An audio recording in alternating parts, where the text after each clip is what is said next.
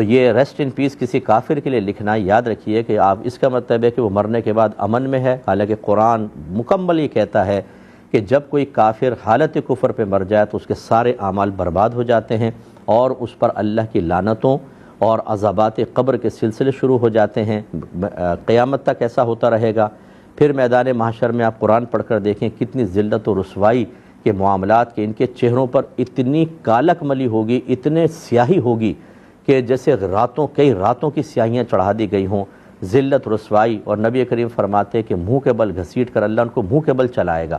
تو صحابہ کرام حیران ہوئے، یا رسول اللہ کہ منہ کے بل کیسے چلیں گے؟